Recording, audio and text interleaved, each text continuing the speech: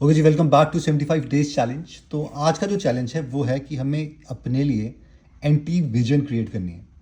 तो anti vision क्या है कि नॉर्मली हम क्या करते हैं, अपने दिमाग को एक्टिवेट करने के लिए एक विजन क्रिएट करते हैं कि हमें यहाँ पर पहुँचना है, ये वाली चीज़ है जो हमें मिलेगी, रिवॉर्ड क्या होगा जब हम ये सारी चीज़ें काम करेंगे, राइट। इसीलिए हम वो टास्क करने लग जाते हैं।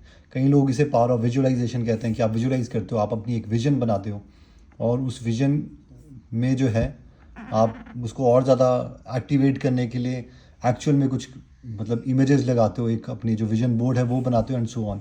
इवन वॉलपेपर जो है मोबाइल में वो चीज़ें लगा देते हो और वो काम करती है, राइट। मतलब मैं ये नहीं मानता कि जादू से कुछ हो जाएगा, बट हाँ, माइंड आपका एक्टिवेट हो जाता है और सारी अपॉर्चुनिटी जो उस विजन को लीड करेगी आपका दिमाग को आइडेंटिफाई करने के लिए केपेबल है। बट मेरे लिए जो काम करी आज तक ज़्यादा स्ट्रॉन्ग वो है एंटी विजन। एंटी विजन क्या है? एंटी विजन है कि जब आप सोचते हो कि यार अगर मैंने ये नहीं किया तो मतलब ये चीज़ हो जाएगी, मतलब आप प्रैक्टिकलिटी देखते हो कि हाँ मुझे तो ये बनना था और मैं ये चीज़ें कर रहा हूँ, तो अगर ये वाली सारी मैंने चीज़ नहीं करी तो मैं यहाँ पे पहुँच सकता हूँ। तो आप जो उसका नेगेटिव कंसिक्वेंस है, जो भी आप चीज़ें कर रहे हो, अगर वो विजन को लीड नहीं कर रही है तो वो एंटी विजन है।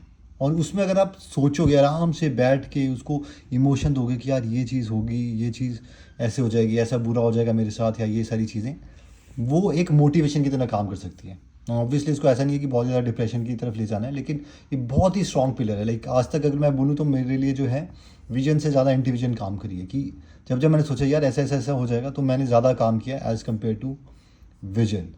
तो विजन जो है वो आपको पुल करती है या आपको खींच रही है अपनी तरफ, और जो एंटी विजन है वो भी आपको पुश कर रही है।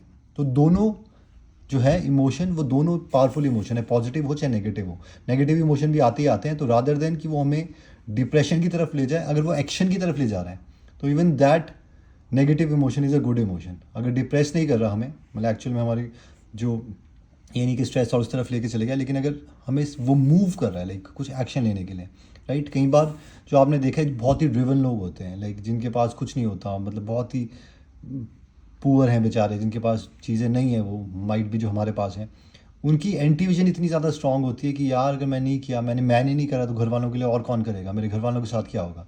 देयर एंटी विजन इस, उसकी जो मोटिवेशन है एंटी विजन की वजह से वो इतनी ज़्यादा है कि वो आपको पुल करने लग जाता है।